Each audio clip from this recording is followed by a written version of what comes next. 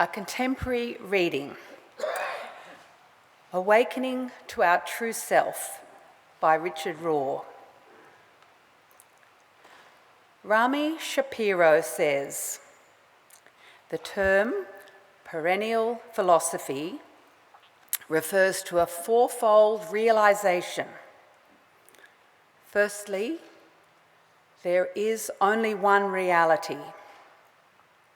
Call it, among other names, God, Mother, Tao, Allah, Dharmakaya, Brahman, or Great Spirit. That is the source and substance of all creation. Secondly, that while each of us is a manifestation of this reality, most of us identify with something much smaller. That is our culturally conditioned individual ego.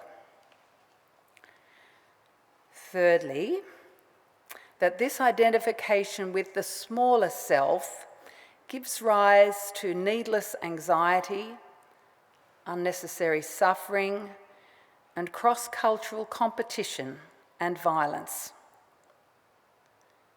And fourthly, that peace, compassion, and justice naturally replace anxiety, needless suffering, competition, and violence when we realise our true nature as a manifestation of this singular reality. The great sages and mystics of every civilization throughout human history have taught these truths in the language of their time and culture. These are the key reasons that the Centre for Action and Contemplation is dedicated to reinvigorated the teaching of Christian contemplation. The consistent practice of contemplation helps to uncover our essential self, our connected self, our true self. Unfortunately, separateness is the chosen stance of the small self, which has a hard time living in unity and love with the one, ultimate reality, and the diverse manifestations of this reality, that is, with ourselves, other people, and everything else. The small self takes one side or the other in order to feel secure. It frames reality in a binary way, for me or against me, totally right or totally wrong, my group's opinion or another group's, all dualistic formulations.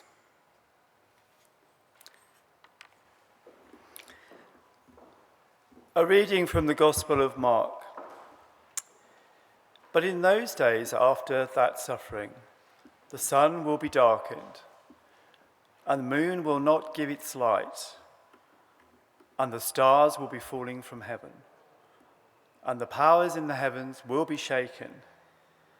Then they will see the Son of Man coming in clouds, the great power and glory. Then he will send out angels and gather the elect from the four winds, from the ends of the earth to the ends of heaven. From the fig tree learns its lesson.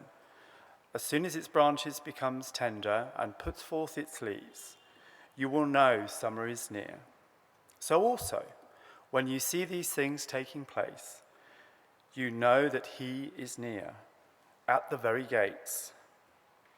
Truly, I tell you, this generation will not pass away until all these things have taken place. Heaven and earth will pass away, but my words will not pass away. But about that day or hour no one knows, neither the angels in heaven, nor the Son, but only the Father. Beware, keep alert, for you do not know when the time will come. It's like a man going on a journey when he leaves home and puts his slaves in charge, each with his work, and commands the doorkeeper to be on watch. Therefore, keep awake, for you do not know when the master of the house will come. For you do not know, in the evening or at midnight, or at the cockcrow, or at dawn, or else he may find you asleep when he comes suddenly. And when I say to you, I say to all, keep awake. For words of challenge and awakening, thanks be to God.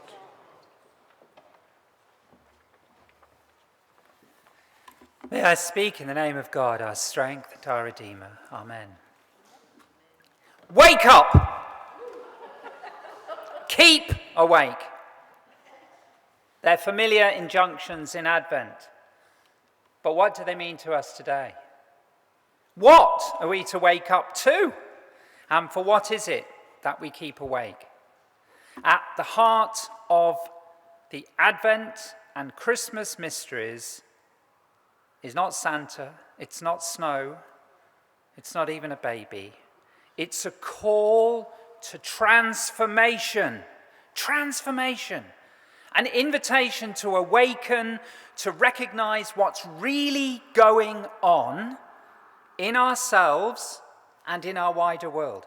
And an invitation to respond, to wake up to the divine possibilities that are latent or birthing within us.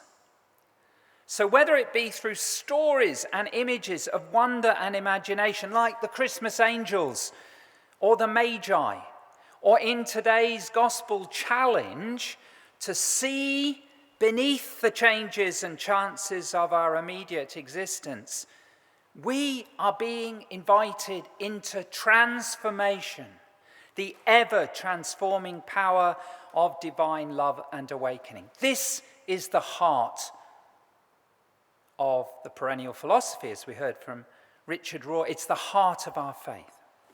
In a moment, I'll come to today's gospel passage.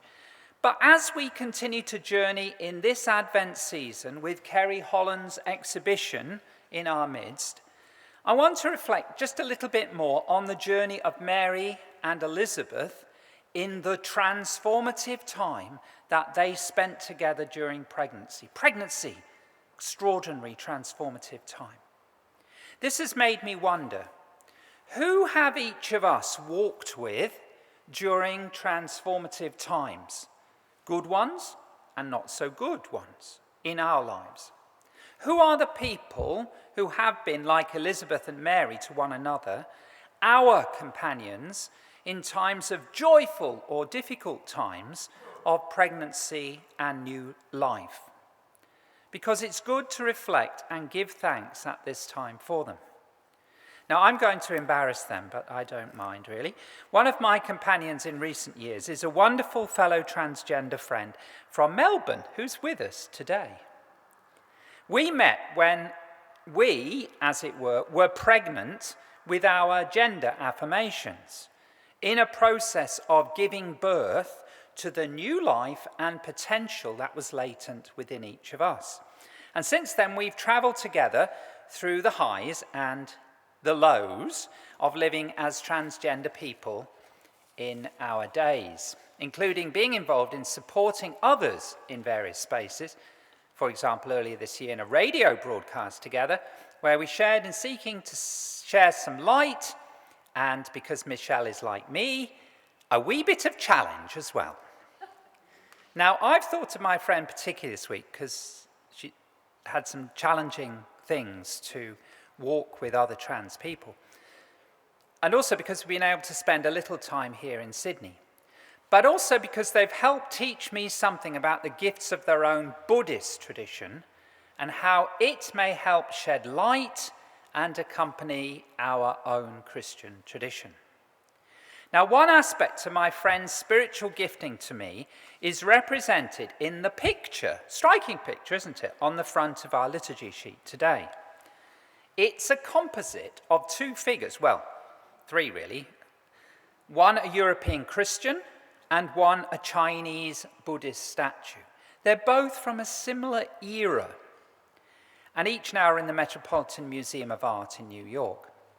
And in a way, I think that they are like Mary and Elizabeth, two companions, if we want to see it, in the divine spirit. Now, I know my friend's spiritual practice has found the Guanyin figure, I think it might be pronounced Guanyam in Cantonese, those of you who know language better will know, but this figure has a number of different names and also is obviously in different languages across parts of the world. I know that Michelle has found this particularly helpful because in Buddhist wisdom, as an embodiment of compassion, Guanyin is a bodhisattva, an enlightened being who remains on earth to model compassion and support others on their journeys of awakening to love and truth. Now, interestingly, particularly for transgender people, Guanyin is able to take on many different manifestations, and whilst initially presenting as male in the tradition or gender neutral, effectively transitions into female divine compassion. Extraordinary, isn't it? Or is it? It shouldn't be, really, because, frankly, spirituality is extraordinarily queer, as some people are starting to discover that all of the great wisdom traditions actually has extraordinarily queer features within it, not just for queer people, which is enlightening, but for the world. And we could reflect further on such things at other times. However, as we enter the Christian season of Advent, my main point is to draw attention to the fact that in all the great traditions of the world, there is this key theme of waking up and staying awake at the heart of deep human spiritual experience. So both Mary and her child Jesus that you see in that image, and Guanyin and other icons are icons of awakening as expressions of this journey that we're all called to share in more deeply. And that's what the Franciscan priest Richard Rohr was saying in the contemporary reading, Awakening to Our True Self, which we read just now. When we hear passages like that from Mark chapter 13 today, we are also invited into the transformative journey. In a way, that's more of the external speaking to us rather than the internal, but the two of them go together. A transformative journey that each of us is invited into and will be particular to each of us, but is also shared by everyone in different and sometimes quite surprising ways. So you might like to think of what images you would like to put on the front of a liturgy sheet, of what are the icons, what are the models, what are the pathways that can help form your own spiritual practice to enable you to experience the transformative power of the divine spirit. It might not be entirely uncomfortable, by the way, but that is the way of life. Let's be clear.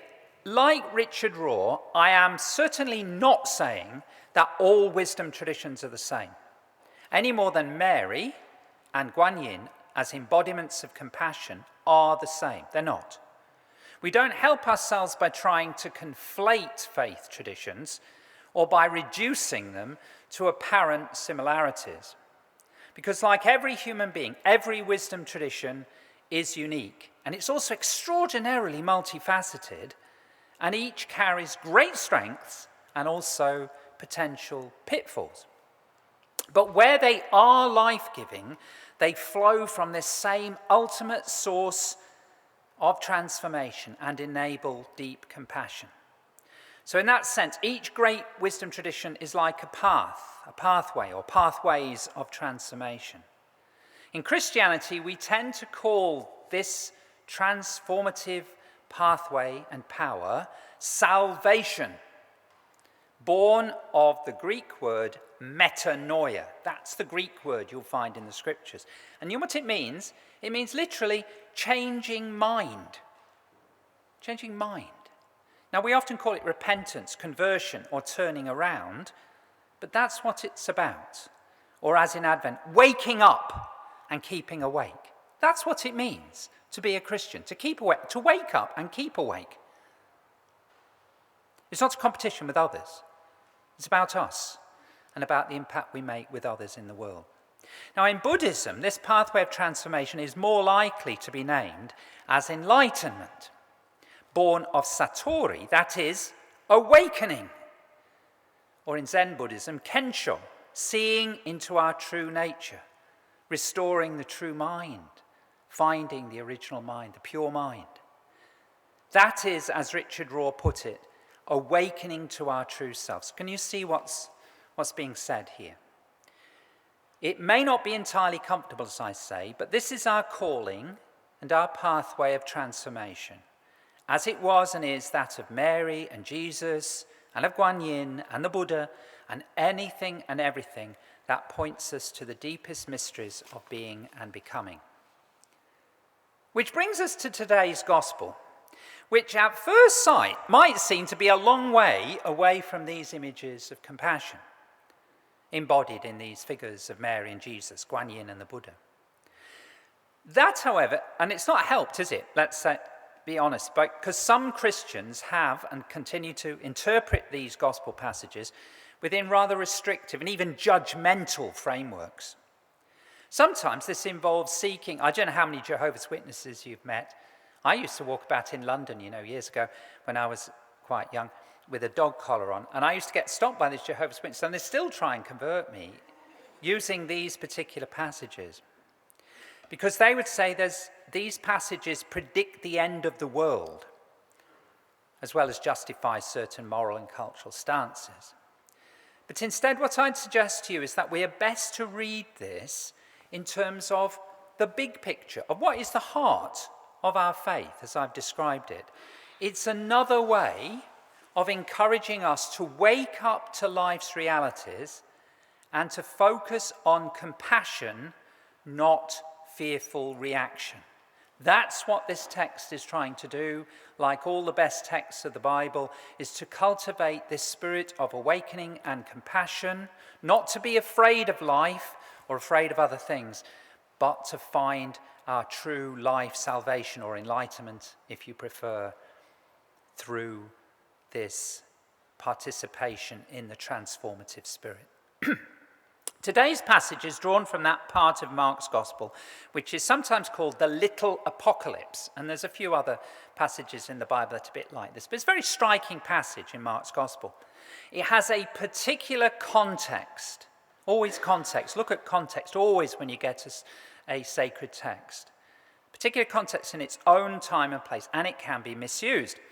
Some, for example, have developed from this quite extraordinary ideas, such as the rapture. Some of you be aware of this. Very, very big in American Christianity.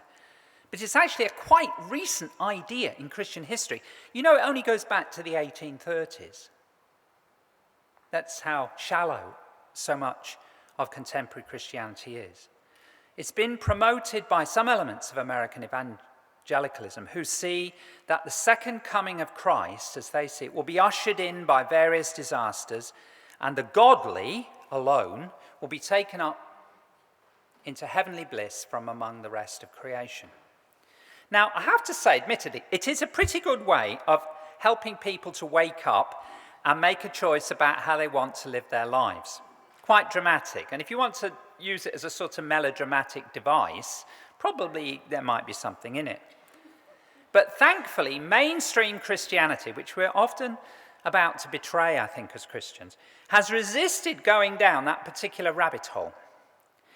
And indeed, the supposed doctrine of the rapture, which came out particularly popularised by a Church of England minister or priest, as we would call it in England, was officially condemned by the Church of England shortly after it emerged. When I was up in Woy Woy, I had someone come from the Uniting Church there, and they said, "Have you got some books on the rapture? Because I need to preach on this tonight." And I said, "No, I've never really heard much about it," and I checked it. And it was condemned by the Church of England because it was a batty idea. That's where we've got to when these crazy ideas get taken seriously. Let's get back to what is the heart, back to this transformative, awakening heart of the Gospels, as of all the great wisdom traditions. It's not that the theological concept of Christ's second coming is not relevant to us today, and we could explore that further. But the main point is that on biblical, as well as other spiritual grounds, we really have to resist proclaiming specifics and trying to work out when the end of the world is. People have been doing that for centuries and getting it wrong. Because as this text says, the Bible itself says in verse 32, about this time, no one knows. No one knows. So when you're accosted, as I have been, and say by Jehovah's Witness, help them read down the text and say, yeah, but how do you know? Because of course there's lots of stuff going on all the time. Not the angels, and even the Son of God, it says. Not even the Son of God knows this. Only the Father, aka the hidden source and mystery of all. So the point of these verses is not, as in the rapture teachings, to frighten people into the so-called fear of God, but its point is to wake us up to trust, even in the face of the worst disasters we face personally or as a community, and to enable compassion. Now, Mark chapter 13, as I say, is certainly more than problematic as an interpretation of human history. If you want to read human history, read good historians. Don't go to the Bible but it's not a history book. It's not a prediction of human history either. It can help us, it can challenge us to what is going to happen, that's for sure, but it doesn't predict in detail. Because if you look at the text itself, it offers us inconsistent messages in itself. Some verses, for example, do appear to warn Jesus' early followers to prepare for an imminent end. But others offer a different counsel. They encourage followers to stay faithful, to dig in and prepare for a long haul in the face of coming adversities. Some scholars have proposed that this therefore reflects a combining by the writer of Mark's Gospel of two earlier texts with different emphasis. Because believe it or not, Christians have never agreed from day one. No, you look at the Gospels, the disciples didn't agree about Jesus for a start. We've never agreed about things. There's always been different interpretations. So we have here, on the one hand, an early Christian expectation of an impending end of the world. And that was certainly true of many people and still is throughout history. And the other reinforces other early and continuing Christian understandings that what is truly important, whether life's going well or bad, is holding faith in God, whatever life brings. And arguably, the latter emphases are more consistent with Jesus himself. Now, Jesus quite probably, perceived quite clearly that there would be coming catastrophes in his homeland. There was rampant injustice, appalling mistreatment. The religious people weren't entirely helping either, as we know. So Jesus knew that if you've got a situation of injustice where people don't treat one another, whether it be in your family or in wider society, there is going to be problems. And I think Jesus is trying to tell people that, to expect that, even if you're trying to struggle against it. Coming catastrophes in his homeland, Palestine, Israel. Jesus, remember, born a Jew, we sung, but a Palestinian native. Jesus might well have seen, he did see, that the occupiers' oppression in his day would lead to violent conflict, because that's what occupation and colonialism does. And that even the great temple itself, the symbol of God and of the people, would fall, as indeed it did, because Roman military power wasn't as great as the powers we have today, but it was ruthless and destructive, and it would sweep away people if they got in the way, as happened in the great Jewish revolt against Roman rule between 66 and 70. And this is what Mark is writing about, because Mark's gospel is written fairly soon in the immediate aftermath of that terrible, terrible revolt and its aftermath. That's what Mark is speaking about, because that struggle was truly horrendous. Estimates of numbers killed amount to as much as 1/3 of the Judean population, with others dying from famine and disease. And we do not have to imagine what that was like, do we? Turn on TVs. You can see, not just in Palestine, Israel, but in other countries of the world. The Romans took another tenth of the population into slavery, and many other Jews were forced into exile. Right up to recent decades, from this terrible time, Jewish history, of course, then involved threats and attempts at extinguishment for century after century. That is the existential pain and genocidal threat that the Jews experience even to this day. Because in the face of such existential pain and genocidal horror, what are people to do? That is what Jesus is speaking into the midst of. That's the context, not a few people popping up to heaven in America. That's the real question, too, of today's gospel. So what are we to do? What are we to do in the face of this? Now, we're relatively comfortable here in Australia, aren't we, compared to what people are experiencing in many parts of the world. But today's context is not that in which today's gospel reading came into being, but that gospel speaks, is what I'm saying, into a world with the same realities, which includes deep oppression, that's the context of this gospel, repressive, even brutal authorities, occupying forces, systemic and other forms of violence, and attempts at resistance, not least in Palestine, Israel, but in many other lands. It speaks into a world similarly vulnerable to sudden disasters and destruction, not least environmental. So this gospel is about waking up, if we aren't already awake, challenging us to wake up to what is going on in our world, to look more deeply into ourselves, but also into the wider world, and to respond accordingly with faith and active compassion. And it does not give us an answer to the problems of the Middle East or our own countries, but it places us firmly there before us and saying, God is in the midst of this time just as God was in the midst of those times, because that's where God is always present. Have hope, find hope and trust by going deep, by awakening.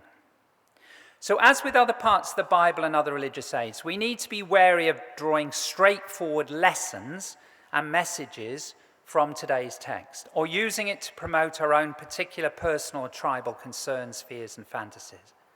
But what I'm saying is that, like Mary and Guan Yin, it is also a pathway to transformation through awakening. When we experience terrible things in the outer world, whether fresh violence and oppression, as we see in Palestine and Israel recently, we can simply react or retreat. Or we can awaken to the need for deeper understanding and more constructive, active compassion. And similarly in our individual lives, when suffering and even terror strikes upon us, we can just recoil, or we can find ways to enable those things to be transformed by love and grace. And that's the purpose of spiritual practice, to enable the transformation of even the hardest things in our life, like some of the things Michelle has been experiencing this week in terms of the experience of young transgender people whose lives have ended prematurely. Because this is the heart of what Christians call the Paschal mystery of Christ. That's what we remember on this table today. Remember the Paschal mystery of Christ, and what Buddhists call the overcoming of samsara, the cycle of suffering and inexistence.